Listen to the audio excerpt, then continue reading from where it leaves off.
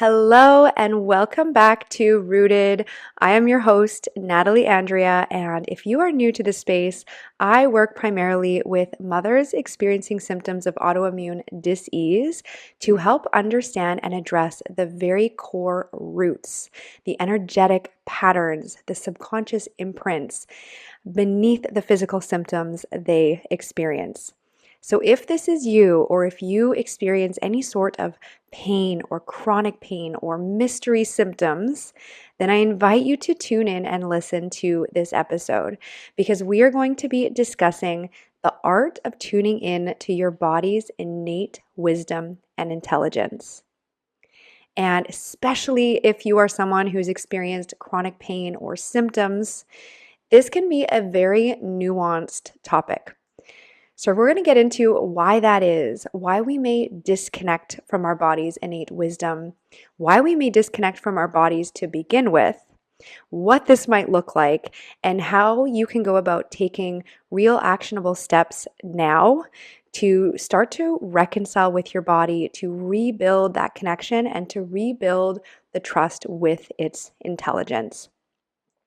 As always, I invite you to take what resonates and to leave the rest because this is my perspective that I have come to know, feel, and embody through my own experience with autoimmune dis-ease and through working through all of the symptoms that I experience. But of course, my way is not the only way.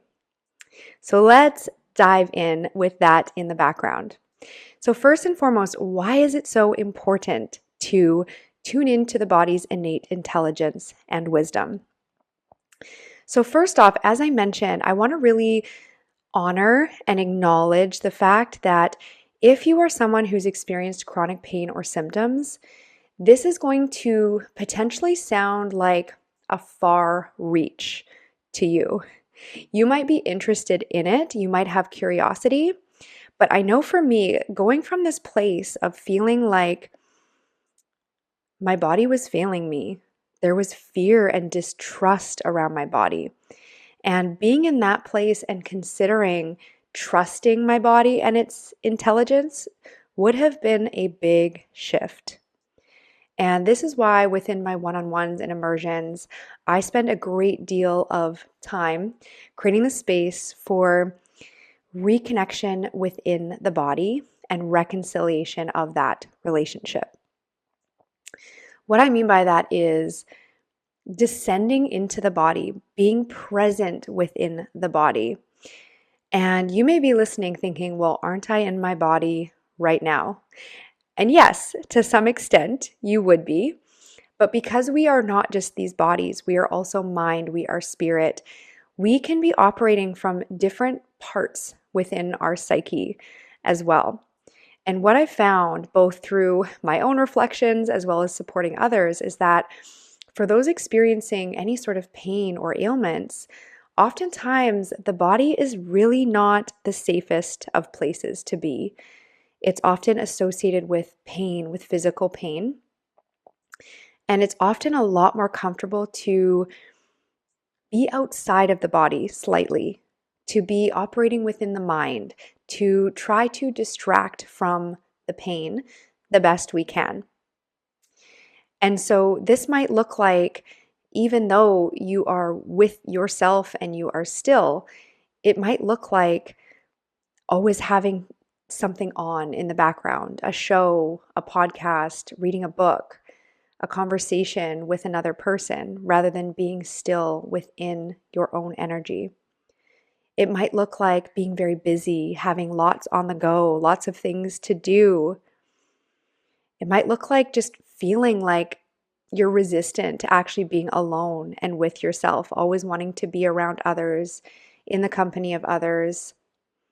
And there's other dynamics involved here too, but the main theme is wanting to sort of keep yourself busy, operating from the mind, going from one thing to the next, potentially overthinking, being in anticipation of what's coming next and what's coming next, looking to plan in order to obtain some sense of safety or control. But what happens when we're often in our minds and we're thinking is that we're often not in our bodies and feeling. And I'm not talking about sitting and feeling the depths of your symptoms and your physical pain. What I'm talking about is actually going a layer deeper and actually being in touch with the layers beneath the physical pain.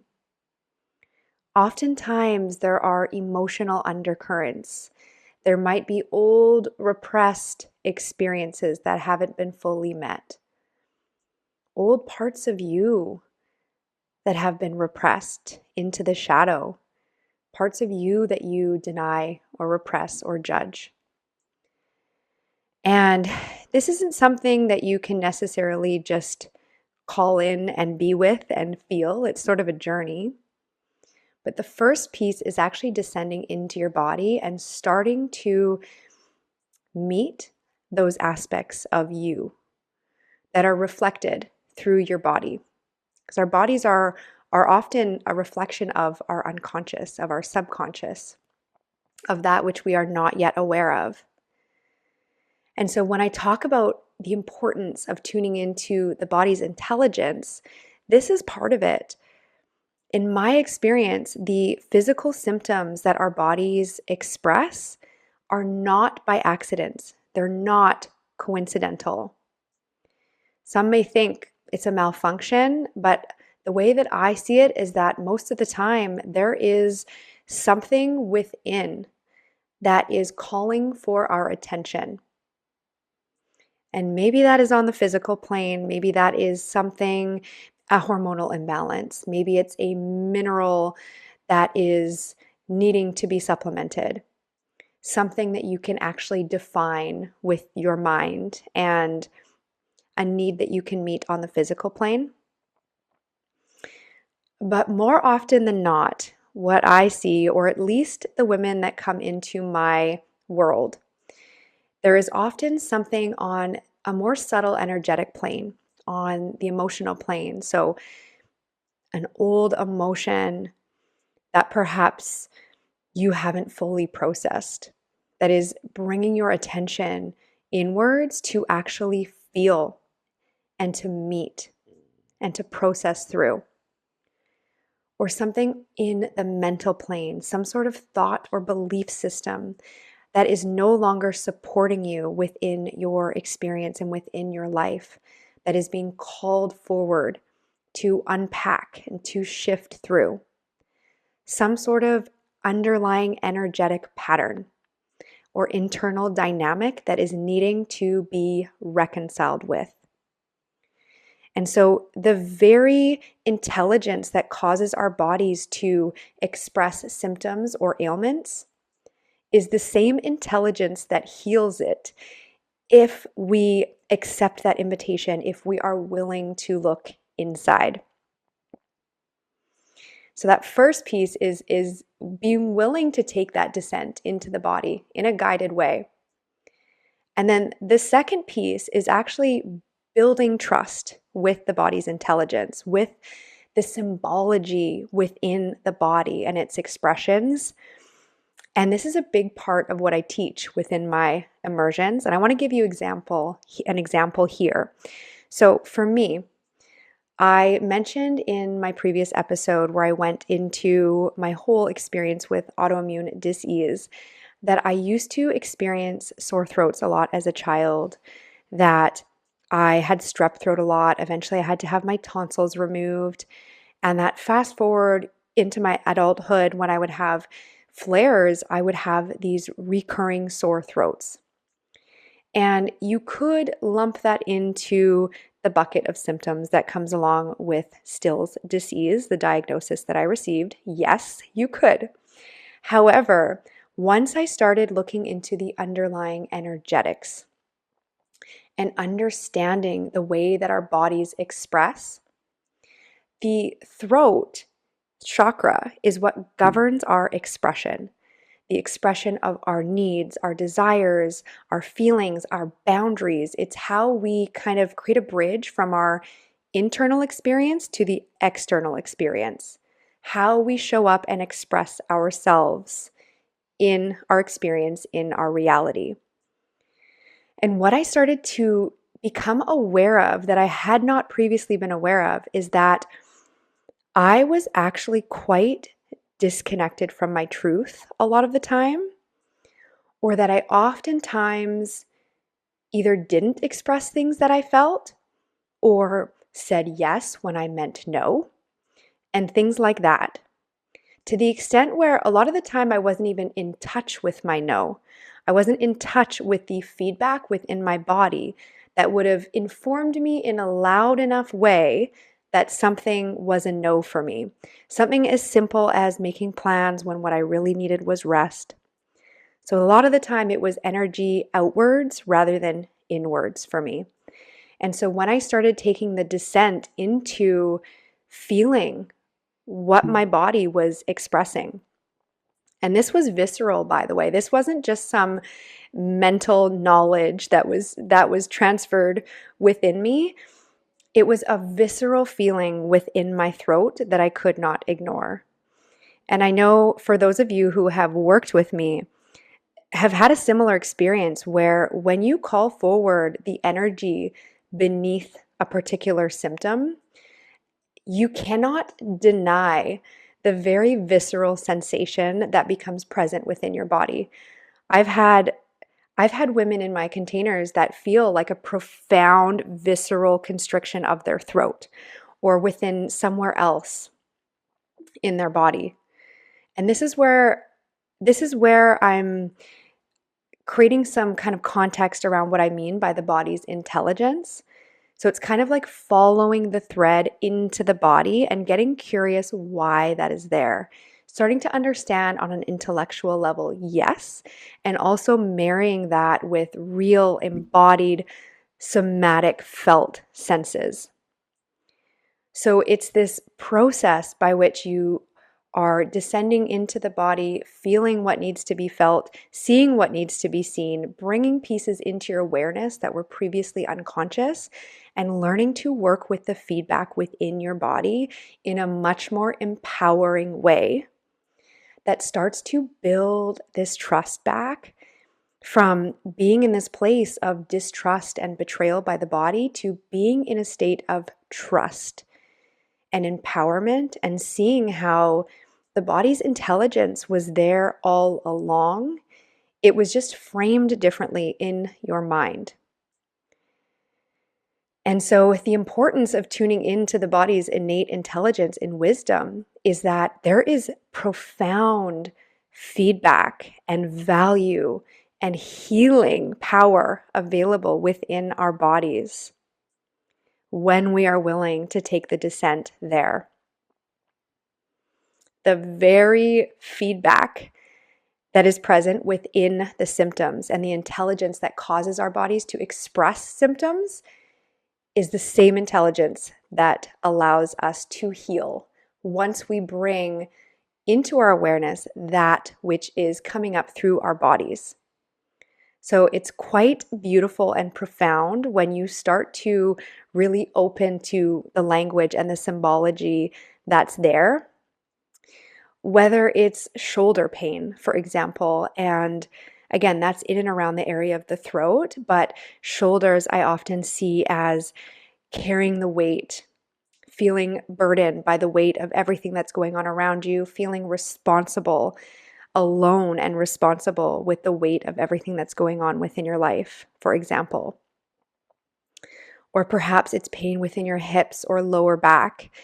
And that goes into the root chakra and your roots, your upbringing, even generational patterns, feelings of safety, security versus anxiety, fear, not being supported. Or perhaps it's something within your reproductive organs, which is your sacral chakra that governs that area. And that is your sensuality, your sexuality, the seat of your emotions and how you process emotions, as well as your creativity. And so when you create the space to really reflect on the symptoms that you are experiencing that are being reflected by your body and what is going on within your experience, and getting curious This is what creates an opening to deeper awareness, and it is powerful. I want to talk for a moment about why we often disconnect from our body's feedback and signals and intelligence, because the chances are that it happened much before you started experiencing symptoms. And that is because oftentimes as young children, we learn that our body's feedback and messages, or the energy that's coming from within us outwards, is either invalid or wrong, or that it somehow causes some sort of adverse reactions or circumstances. And this is often through very human, everyday, non intentional happenings. So I'll give you a couple examples here. One would be, for example, if as a young child you expressed that you were full and you were told that you need to keep eating, that there's more to be eaten. You can't leave the table. You need to keep eating your food. That is one example where your body is expressing a sensation of fullness. And the message that you may receive is that that sensation, that feedback from within you isn't real. It isn't valid, or that someone or something outside of you knows better than you do. Something or someone outside of you knows your truth. And of course, that's a bit of a tricky example because if you're a mom, you know kids with eating when they sit down to be served healthy, nutritious food. Sometimes it's wanting snacks or wanting to go play. And we'll go through another example. Another example would be, for example, if you were warm and someone was telling you that it's cold and you need to wear a sweater, you need to wear more layers. Seems harmless, right? Or, for example, say that you are feeling angry. Anger is a great one because it's often deeply triggering for parents. But say, for example, the emotional undercurrent of anger. This is an energy that is being felt, that is rising within the body.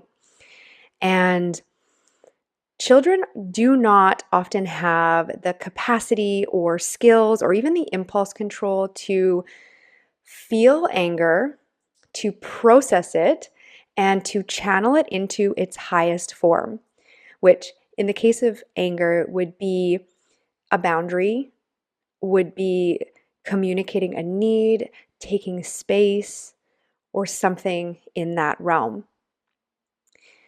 And so, because children don't have that capacity or skill yet, oftentimes the big energy that is anger comes up and children react outwards to it.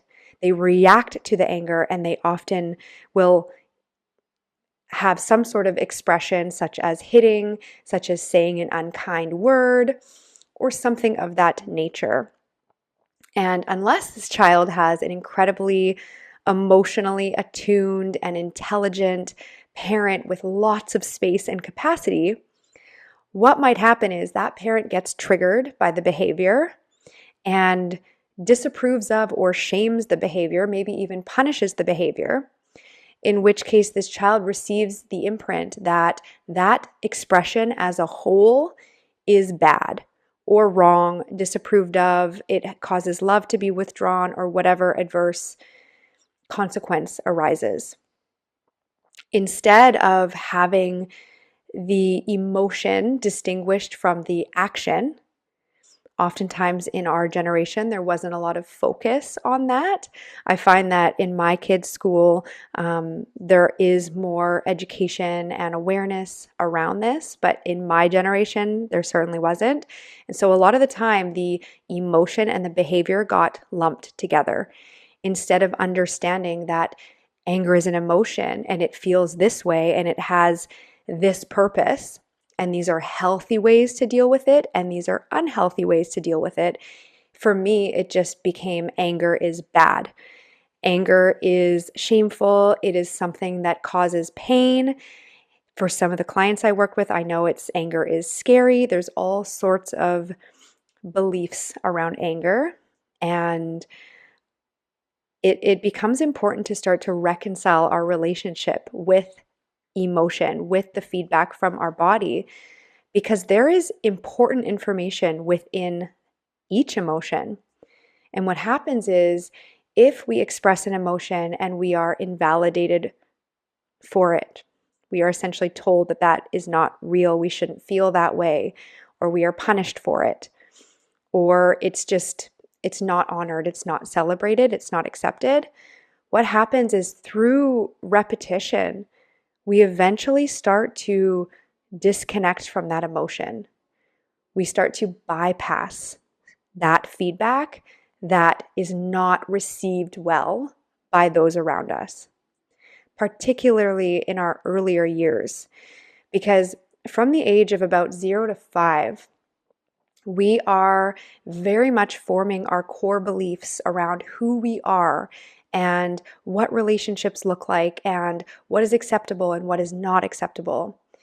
And we are in this theta brainwave state where we are really taking everything in on a very deep, foundational, subconscious operating system level. And during this time, we are also heavily dependent on our caregivers for our survival. We rely on them to have our needs met because they are our caregivers. And because of this, we are essentially wired to connect with them. We are wired to essentially belong within our family units.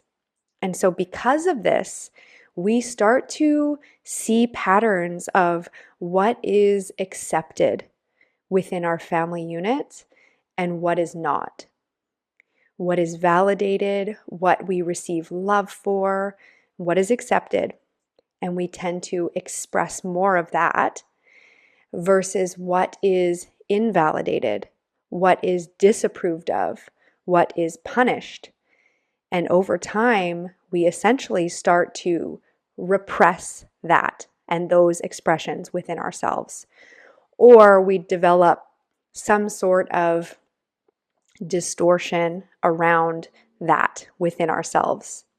We can sort of push it into our shadow so that we can receive our caregiver's love, so that we can have our needs met, so that we can be worthy and enough. And so this is oftentimes how we start to disconnect from the feedback within our bodies. The feedback, the messages, the intelligence, that being our internal signals. What feels like a yes or no to us. The emotions that we feel that actually inform what our truth is in relation to what we're experiencing. So if any of that is not accepted, or if we receive some sort of imprint around it, we start to shut it down over time. And what can happen when we start to shut it down is that we actually lose touch with the feedback within our body. We lose touch with our truth, with our capacity, our energetic capacity. We lose touch with our needs, with our desires, with our feelings. Because all of this actually stems from our relationship with the energy that moves through us, which is emotion, energy in motion, which is the very signals from within our body. And so instead of trusting what's going on within us or focusing on what's going on in us, we learn to place our value externally in someone or something outside of us that knows better, that we need to please. And so this is where we can start to see the emergence of patterns such as people pleasing, such as earning our worth or our love by something that we are doing, achieving in some way external to us that is not just our being. Where we see patterns such as repressing our own emotions and our own needs or aspects of ourselves in order to please others, or putting others' emotions and needs above our own to the expense of our own health. And these are some of the very patterns that I see in the women that I work with who experience symptoms. Of course, it is multi-layered, and there are many facets within it, but I invite you, as you are listening, if you experience any sort of symptoms, to consider what this is bringing up within you. And if you see any of those patterns within yourself, if you tend to listen to that little internal voice within yourself that says, I need to rest, when all of these other external commitments are showing up in your world. And if you tend to put your emotions aside and your needs aside for your relationships, for your responsibilities, for others. And I understand as a mother, this can be nuanced and it's not always easy because we have many different roles and responsibilities. However, I have found a way, and I know others have found a way to create more balance internally so that you can at least be with and honor what it is that you feel internally, to start to become more in touch with that. And of course, balance is what I consider to be more of a practice than something that is achieved. But it's something to bring awareness to. So I'm curious what this brings up within you. And when it comes to starting to reconnect with your body's innate intelligence and wisdom, it's interesting because there are so many pulls outwards for our energy and so many distractions, so many things that so many of us are taught that we need to do or be or show up as in order to be enough, in order to be happy, in order to be successful. And it has us largely focusing our energy and attention outwards. And especially as someone who's experienced autoimmune disease, I certainly didn't feel like I knew what was happening within my body. So it was seeking knowledge and advice outside of me. And there's nothing wrong with that. I'm not saying that there's anything wrong with that at all. And there's also nothing wrong with occasionally consulting Dr. Google. And, we have a lot of information available at our fingertips, and that's not necessarily good or bad. But what I've also noticed is that there's a lot of conflicting information at our fingertips. Because for any one topic, there's going to be at least two different opinions. And how is it that we know what is for us and what is not for us? And for me, this is where the skill and practice of using discernment comes in. What I mean by discernment is actually feeling into how something feels for you. What is your truth in relation to whatever it is that you're considering? And discernment is felt, just like our intuition, our gut instincts. Discernment is felt. It is the act of filtering some opinion or thing external to us through our inner world, landscape, and lens, so that we can discern which pieces are true for us and which pieces are not true for us. Again, this is something that is sourced from within our bodies. It's nothing that anyone or anything external to us can provide. It really is unique to us. And because we each have different lives and journeys and circumstances, I believe it's been a pivotal, vital skill for me to, and muscle really for me to build, is practicing my own discernment and what is true for me. What that brings up is actually two different pieces, because for me, on my journey of kind of reconciling with my expression and my throat chakra, which is part of the reason that I'm in this podcast journey here, is to share my expression, because for me it is profound medicine on bigger and bigger levels. But the first piece is the awareness, right? The awareness of what it is that the body is communicating through its intelligence. And then the second piece is what we actually do with that awareness. Because as somebody who wasn't necessarily in touch with my truth or with my needs or what I felt, oftentimes, I was pleasing the people around me. And so when I started becoming aware of what I actually wanted and how I actually felt and what I needed, and when I started to place priority on that, what was required was actually showing up differently and taking action. So, expressing how I felt or creating boundaries. And this is the whole other piece here, because when you are all of a sudden showing up differently and expressing things you're not used to expressing, or creating boundaries where you're used to kind of folding and just doing what someone else is expecting of you so you don't disappoint them, what often has to be met is that feeling of disappointing somebody.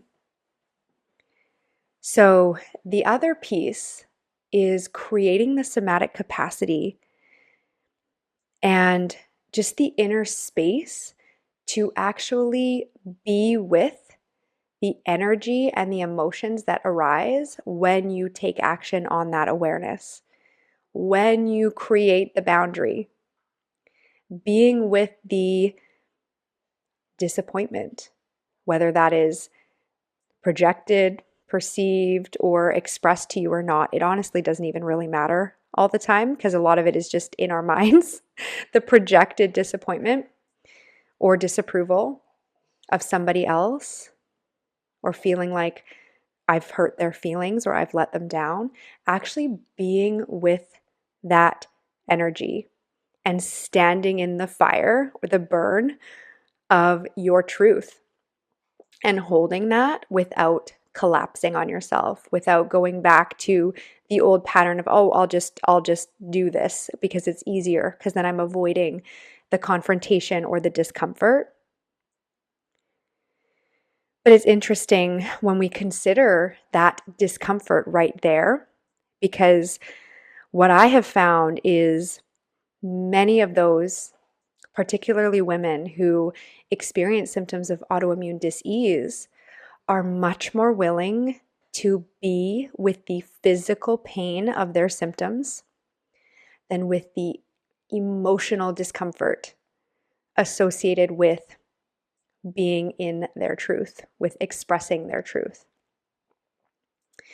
And that might sound, as I say that, I can feel this sensation in my throat that's like, that's like, ooh, did I just say that? Like, that feels a little bit triggering potentially to whoever might be listening.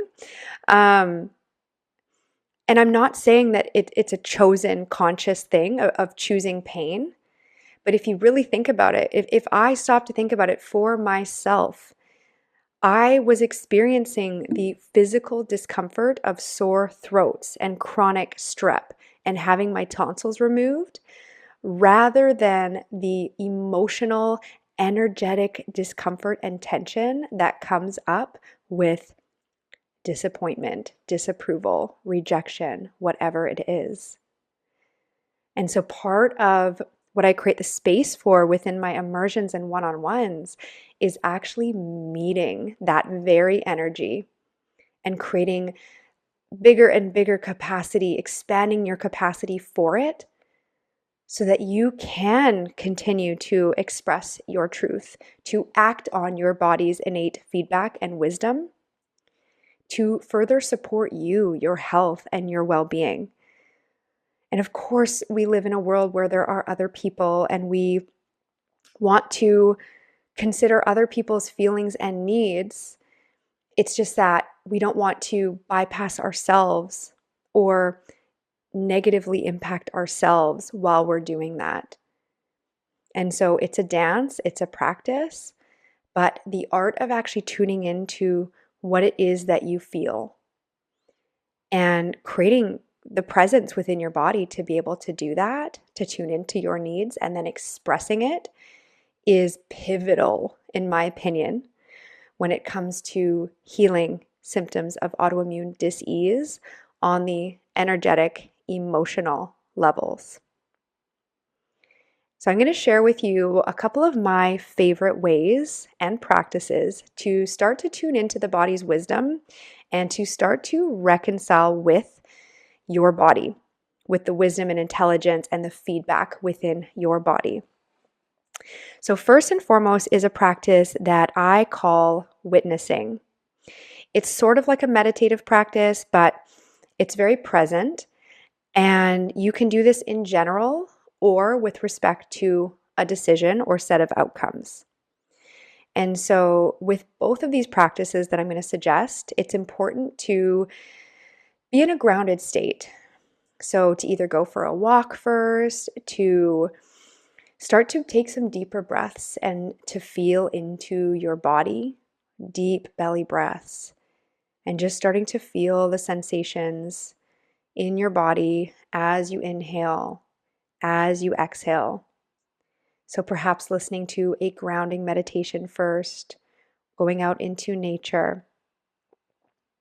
And then once you feel like you're in a grounded state, the act and practice of witnessing is as simple as it sounds. But essentially, you are witnessing what is present within your body in response to a particular experience, circumstance, thought, or energy. So, for example, if you had something going on that you found your thoughts cycling around a lot, going around and around and around, whether it's a situation at work, whether it's a symptom within your body, or something that's happened in a relationship, instead of thinking your way through it, if you were to actually sit with yourself and say, what am I feeling in my body with respect to this? With respect to this thought, where am I feeling this within my body? What does this bring up within me? And to just shift into this perspective of witness and of observer, noticing any sensation that comes up, any tingle, twinge, contraction, any sort of pressure change, temperature change, just literally noticing. And maybe you notice nothing, and that's okay too, just noticing what the nothingness feels like. And just getting curious and sort of following the thread inwards. Even if you go to do this and you're like, okay, this is stupid, or I'm feeling resistance towards this, what's the point of this? There's nothing in here. Notice the frustration and be with that. Ask where that is within your body or what that feels like, where that lands within your body. So you're literally just witnessing what is present and what comes up within your body in response to an inquiry. And the other way to use this is with respect to a decision that you might be making. And I suggest starting out using things that feel small and relatively insignificant within your life, because of course, this is a muscle. This is a practice that is built. The trust is built over time. But say you have a decision to make and you're not quite sure, you can't come to a logical conclusion of what is right or wrong for you. If you take space to get grounded and bring up option one into your awareness, and you just feel into how it would feel to go with option one, and start to notice what you feel or perceive. So what you feel in your body. So maybe you feel this like lightness or lifting or openness. Maybe you feel a wave of emotion like joy come through you. Or maybe on the other side, you feel all of a sudden weighed down and heavy, or this pit in your stomach, or this feeling of sadness. All of that is such powerful feedback that we often aren't taught to access. But it's there. And then we get to choose how we act based on that feedback. But this is a practice that you can do with respect to option one, and then again with respect to option two, and compare and contrast. And then you get to act accordingly. And the amazing thing is that hindsight shows us exactly what was and what is. And so, depending on what you felt and the action you take, you then get to assess the action based on what it is that you felt and the truth, the intuition, and the intelligence that was available there within your body. So, again, starting small and working your way up.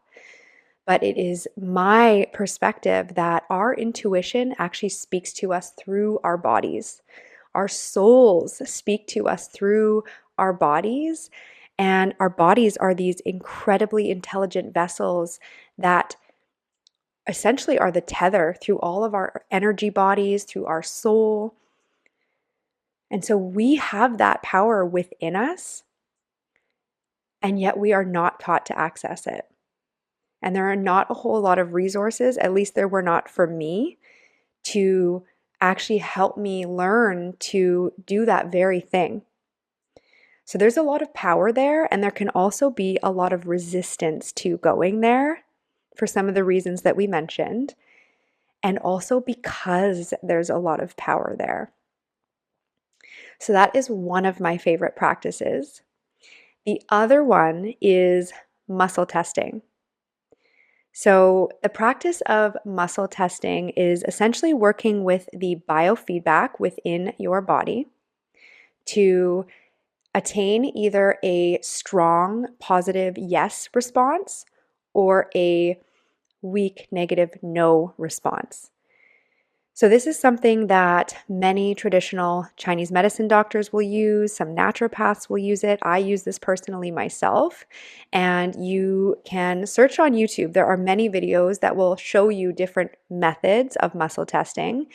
There is the sway test where you would sway forward. You actually don't do anything. This is actually quite involuntary. So it's interesting to start to work with the feedback within your body in this way. But for me, for example, I sway forward for a yes, for a strong response, and backwards for a no. And then there is the arm test where you hold your arm straight out at shoulder level. And if someone were to push your arm down asking a question, just to apply some pressure, your arm would typically stay strong, would stay straight, and it would be hard to push down for a yes, strong response. And for a no response, it would be weak. It would be very easy to push down. So there's also the finger test where you interlock your fingers and kind of pull them apart to apply pressure, where if you couldn't pull them apart, it would be a yes. If you could easily pull them apart, it would be a no. There's all sorts of tests, including even a blank test. So there are different ways to play with this, but essentially you're asking a yes or no question and then just witnessing what your body's response is. So again, starting out with using things that are less significant, such as, hey, would this be the most supportive way to move my body today? Or does my body want this supplement today? Would this be supportive to my body today in this moment? I have used it for testing allergies or reactions to certain foods. I have tested it for supplements, for certain medications, and all sorts of things. So it has many uses. And as you build that muscle and just get curious with it as a practice, it can be really, really powerful to starting to empower you with the tools and the knowing within yourself to start to connect with what is true and feeling good for you. So, those are a couple of my favorite tools. I hope that you found something within this episode that sparked something in you. Maybe you had an aha or connected dot, or just got a little bit more curious about what all of this is about. I teach a lot more about this in depth during my 12-week immersion that is called Rooted. It is a hybrid immersion, meaning it contains self-paced material, recordings, practices, meditations, and tools.